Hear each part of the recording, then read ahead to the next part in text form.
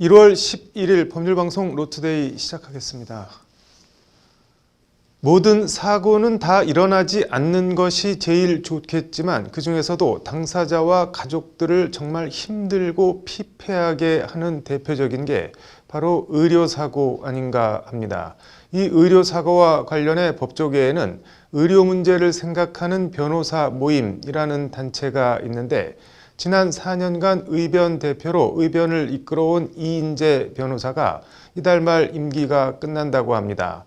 의료 소송에 천착해온 이인재 변호사를 만나 관련 얘기들을 들어봤습니다. 로투데이 인터뷰 장한지 기자입니다. 서울 서초동 변호사회관 서리풀홀에서 만난 의료 문제를 생각하는 변호사 모임 대표 이인재 변호사. 의료 소송 관련 산전수전을 다 겪어봤지만 의료소송은 정말 억울한 일이 많다는 말로 인터뷰를 시작했습니다. 억울한 사건들이 정말 많죠. 이제 특히 산부인과 같은 경우는 분만 과정에서 아기는 내성마비, 산모는 식물인간 되는 케이스도 있어요.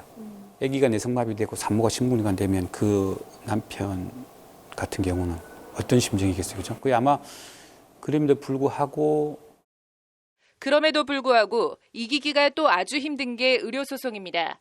소송 결과는 억울함의 정도나 양이 아닌 제시되는 증거에 달렸고 그 증거라는 것들은 사실상 전부 의사나 병원이 가지고 있기 때문입니다. 아까 말했던 것처럼 기울어진 운동장이잖아요. 예를 들어서 수술방에서 사고가 났어요. 보호자 입장에서는 환자는 사망했는데 기록도 안 돼 있고 의사가 설명도 안 해주고 그럼 도대체 이 수술상에 뭐가 잘못됐는지 알 수 있는 방법이 없잖아요. 의료 문제를 생각하는 변호사 모임은 의료사고와 소송에 대한 문제의식을 바탕으로 지난 2008년 발족한 국내 전문 변호사 1호 단체입니다. 이인재 변호사는 이 의변 발족에 산파 역할을 한 의변의 산 증인입니다. 우리도 이런 거 한번 해보자. 그렇게 해서 이제 준비 모임을 하게 됐던 거고 처음에는 20명, 30명, 40명 이렇게 2005년부터 2006년, 2007년 이렇게 준비 모임을 한두 차례씩 가지다가 이제 2008년도에 제가 서상수 변호사님 이제 찾아뵈서 우리 그 대표를 좀 맡아달라고 하고 아직은 제가 짬밥에 좀 대표를 하긴 그래서 그렇게 해서 이제 시작이 됐던 거죠. 현재는 250여 명의 변호사가 의변에서 활동 중인데 이 변호사는 지난 2017년부터 5대, 6대 대표를 연이어 맡아 4년째 의변을 이끌어오고 있습니다. 지나고 나서 보면 사실상 많이 도망치고 싶었죠. 이게 의료라는 게 이게 쉬운 일이 결코 아니거든요. 왜냐하면 시간도 오래 걸리고 그리고 그 내용도 어렵고 품도 많이 들고 그러니까 소위 말해서 인풋 대비 아웃풋이 안 되는 분야이기 때문에 그 중대성에 비해 어떻게 보면 법률 시장에서 가장 전문적이고도 이른바 마이너한 분야가 의료소송 분야라는 것이 이인재 변호사의 말입니다. 많은 사람들이 사실상 하려고 했다가도 막상 돈이 안 되니까 철수하는 게 본질이기 때문에 의사 출신들이 많이 왔지만 아무도 그 사람들이 이 환자 베이스 의료소송을 거의 안 하거든요. 그 이유는 뭐냐면 결국은 돈이 안 되기 때문인 거예요. 사법연수원 31기인 이인재 변호사는 연수원 동기 700명 가운데 성적이 상위 3% 안에 들었지만 연수원 수료 이후 판검사가 아닌 의료 전문 변호사의 길을 줄곧 걸어오고 있습니다. 이 변호사가 이런 선택을 하게 된 데에는 연수원에 있을 당시 아내의 유산 등 개인적인 경험과 1세대 의료 전문 변호사인 신현호 변호사와의 만남 등 여러 상황과 인연이 복합적으로 작용했습니다.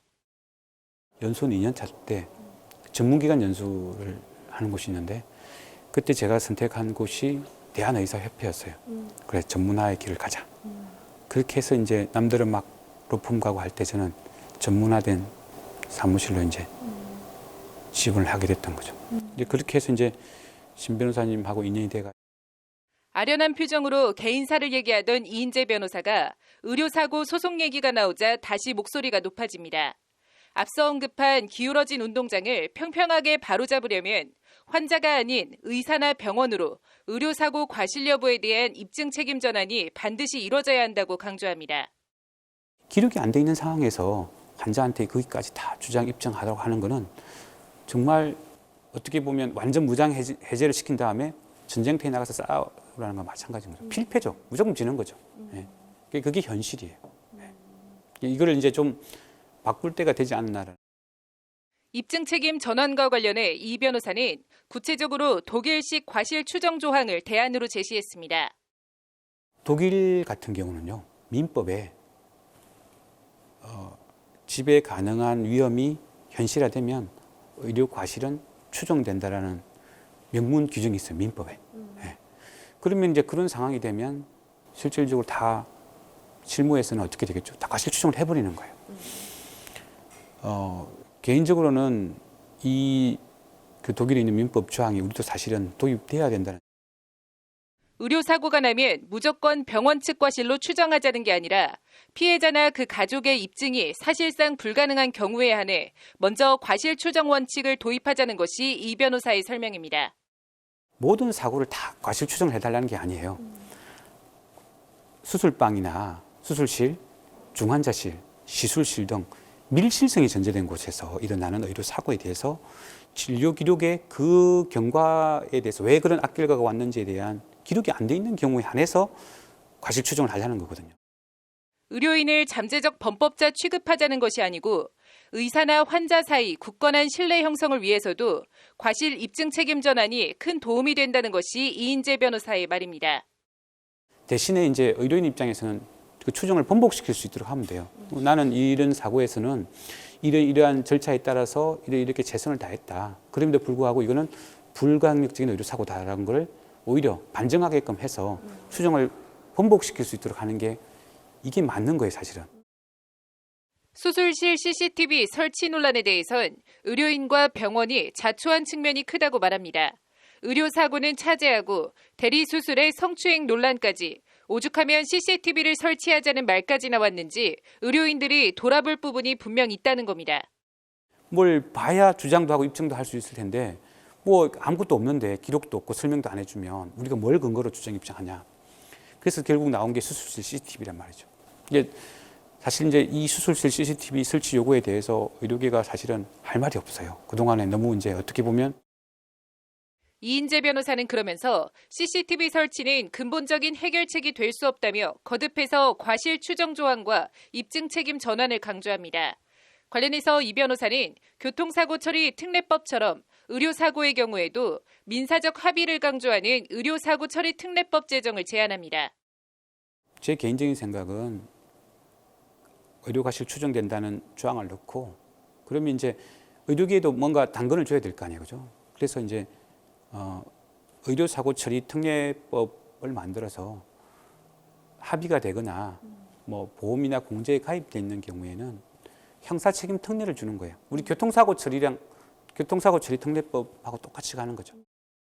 이 변호사가 대표로 있는 의변은 지난해 11월 의료법 주석서라는 서적을 발간했습니다.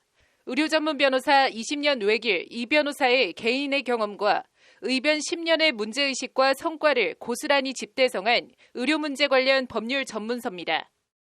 우리가 사실은 의변 10주년 기념 사업으로 의료법 주석서를 출간했는데 여전히 지금도 뭐 진료기록부 열람 복사 이런 거 하면 그런 걸 해주나요? 이렇게 물어보는 분들이 많이 계시거든요. 당연히 법에 보장되어 있는 권리인데 그런 것처럼 의료법상에 있는 그 우리가 환자들이 뭐 설명을 들을 권리라든지 진료기록을 뭐 열람 복사할 권리라든지 이런 기본적인 이달 말 4년 동안 맡아왔던 의변 대표직을 내려놓는 이인재 변호사에게 앞으로의 계획을 묻는 것으로 인터뷰를 마무리했습니다. 제가 의변 대표를 이제 물려주고 사실은 이제 뭐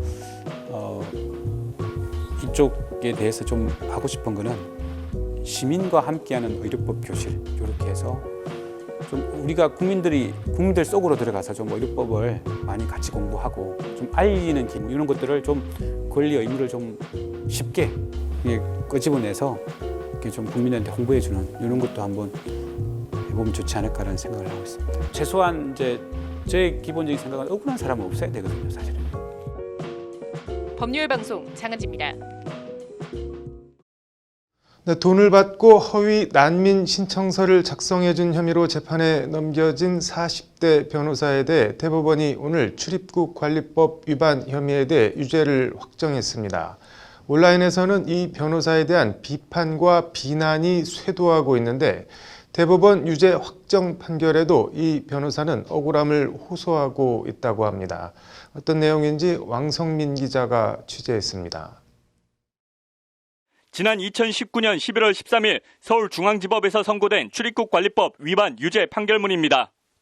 판결문 범죄 사실에 따르면 A 변호사는 지난 2016년 브로커로부터 허위 난민 신청서 등 관련 서류를 작성해달라는 부탁을 받고 이를 수락합니다.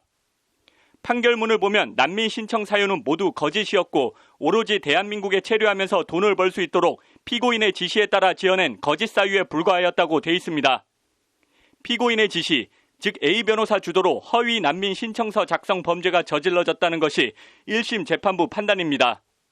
1심 재판부는 이런 식으로 1인당 200에서 300만 원을 받고 총 184회에 걸쳐 허위 난민 신청이 이뤄졌다고 보고 A 변호사에게 징역 1년에 집행유예 2년을 선고했습니다. A 변호사는 판결에 불복해 항소했지만 2심에 이어 대법원에서도 출입국관리법 위반 유죄가 확정됐습니다. 대법원 확정 판결 보도에 대해 온라인에선 변호사 자격을 박탈하라는 네티즌들의 비판이 쇄도하고 있고 욕이 나온다는 원색적인 비난도 어렵지 않게 찾아볼 수 있습니다. 하지만 대법원 확정 판결에도 A 변호사는 법률방송과의 통화에서 억울한 일이 많다고 거듭 억울함을 토로했습니다. 브로커와 통역이 짜고 저지른 허위 난민 신청서 작성 행위를 자신이 뒤집어 썼다는 것이 A 변호사의 항변입니다. 사건과 관련해 A 변호사는 먼저 중국어 통역인 B씨가 지어낸 말을 사실로 믿고 난민 신청을 대행해 준 것뿐이라고 말했습니다. 해당 통역인이 중국에서 변호사 자격증을 갖고 있었고 법률가라는 점을 신뢰해 통역 내용을 대부분 사실로 믿을 수밖에 없었다는 것이 A 변호사의 말입니다. 진짜 브로커와 통역인 등은 출입국관리사무소나 검찰 조사에서 변호사인 자신에게 지시를 받은 것이라고 말하며 다 빠져나가고 자신만 억울하게 기소당했다는 것이 A 변호사의 거듭된 항변입니다. 대법원 확정 판결로 A 변호사는 집행유예 기간을 포함해 오는 2024년까지 변호사 활동을 할 수 없게 됐습니다. A 변호사 사건에 대해 법조계 반응은 A 변호사에 대한 동정론과 법 위반은 위반이라는 반응으로 엇갈립니다. 일단 옹호로는 A 변호사가 주도적으로 허위 난민 신청서를 작성한 게 아닌 브로커나 통역에 당한 것이라면 억울할 수 있다는 반응입니다. 가짜 난민 여부는 난민 심사나 재판 과정에서 가려질 일이지 신청서 작성을 도와주는 변호사가 이를 알 수가 없는데 결과적으로 가짜 난민이라고 해서 이에 대한 책임을 변호사에 지우는 것은 가혹하다는 겁니다. 공익법무법인의 한 변호사는 이에 대해 단지 난민 신청서를 많이 작성했다고 허위로 신청서를 작성한 것으로 의유를 하면 향후 난민 소송 등이 위축될 여지가 있다고 말했습니다. 반면 A 변호사가 좀 더 꼼꼼하게 살펴봤어야 한다는 반론도 있습니다. 대형 로펌 소속 한 변호사는 법률방송과의 통화에서 엄격해야 할 법률 사무를 처리하는 변호사가 통역인 탓을 하는 것은 바람직하지 않다고 지적했습니다. 이 변호사는 그러면서 비록 허위인 점을 몰랐다 하더라도 다수의 외국인들이 난민 신청에 몰려들 때는 당연히 꼼꼼하게 따져봤어야 했다고 말했습니다.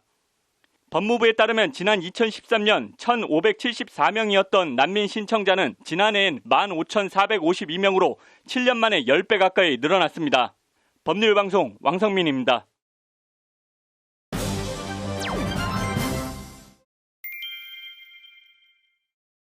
네, 법무부가 윤석열 검찰총장을 징계하면서 바꾼 감찰 규정이 논란이 되고 있습니다. 남승환 변호사의 시사법률입니다.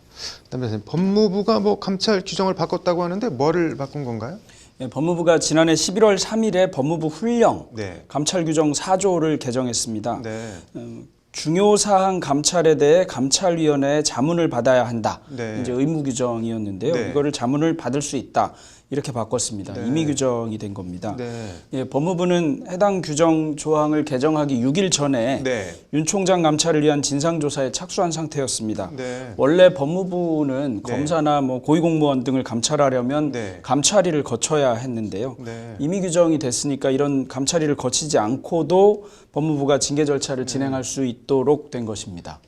이게 지금 추 전 장관이 바꾼 감찰 규정 4조를 다시 개정해야 한다는 얘기가 나왔다고 하는데 이건 어떤 내용인가요? 네, 법무부 이제 감찰위가 네. 지난 8일에 정기회의를 열었습니다. 네. 검사, 교정직, 보호관찰직 정도 네. 10여 명의 감찰을 논의하는 자리였는데요. 네. 이 회의에서 어떤 위원이 법무부가 감찰위를 거치지 않고 감찰할 수 있게 감찰 규정을 개정한 걸 되돌려야 된다고 생각한다는 취지의 발언을 한 것으로 전해졌습니다. 이 이 위원은 감찰위가 권고안을 만들어 장관에게 제시해야 하지 않겠느냐 이렇게 제안했고요. 다른 위원도 노무현 전 대통령이 검사와의 대화 이후에 투명한 감찰을 하려고 도입했었던 것인데 지금 개정 내용은 그 취지에 맞지 않다. 그러니까 이대로 넘어가서는 안 된다 이런 의견을 개진했다고 합니다. 다른 복수의 위원들도 찬성한다고 해서 권고안을 내는데 동의한 것으로 전해졌습니다. 이게 뭐 감찰 규정 개정 포함해서 윤 총장 징계 1년의 과정 그리고 현 상황 뭐 개인적으로는 어떻게 보시나요? 네, 감찰 규정 개정은 개정 시기 등이 뭐 누가 보기에도 특정인에 관한 징계와 관련된 절차 때문에 생긴 것이라는 걸 알 수 있을 정도라서 굳이 절차 등이 상당히 중요한 마당에 그렇게 할 필요가 있었나 하는 생각이 드는 것은 맞습니다. 그런데 그 뒤에 감찰위원들의 의견과 관련해서는 감찰위원 구성 등이 상당히 편파적이라서 이런 의견이 나온 것이 아니냐 이런 얘기도 있기는 합니다. 감찰위원 구성 등은 사람이 하는 일이기는 하고 그거는 제도 개선 등을 통해서 해결해야 할 일이지만 구성이 항상 불공평하니 감찰위원회는 굳이 만들어 놓은 것을 임의 절차로 만들어버리는 이런 일은 필요하지 않은 것 같고요. 그때그때 사안에 맞춰서 임의 규정으로 했다가 의무 규정으로 했다가 이렇게 하는 것은 좋아 보이지는 않습니다. 아무튼 뭔가 좀 무리를 하긴 한 것처럼 보이네요. 오늘 잘 들었습니다. 네, 이어서 법조계 소식 전해드리겠습니다. 상습 학대로 숨진 정인이 사건 관련 검찰이 오는 13일 첫 공판전에 의붓엄마 장모 씨에 대해 살인죄를 추가할지 여부를 결정합니다. 코로나19 확산 방지를 위한 영업 금지 조치로 손해를 봤다면 카페 업주들이 정부를 상대로 10억 원대의 손해배상 소송을 냅니다. 지적장애 상급 아들을 개 목줄로 묶고 빨래방망이로 마구 때려 숨지게 한 혐의로 1심에서 징역 10년을 선고받은 40대 엄마가 2심에서 징역 14년으로 처벌이 올라갔습니다. 혈중 알코올 농도 0.08% 면허 취소 수준으로 음주운전을 하다 적발된 배우 배성우 씨가 벌금 700만 원의 약식 기소됐습니다. 1월 11일 법률방송 로투데이 마치겠습니다. 시청해 주셔서 감사합니다.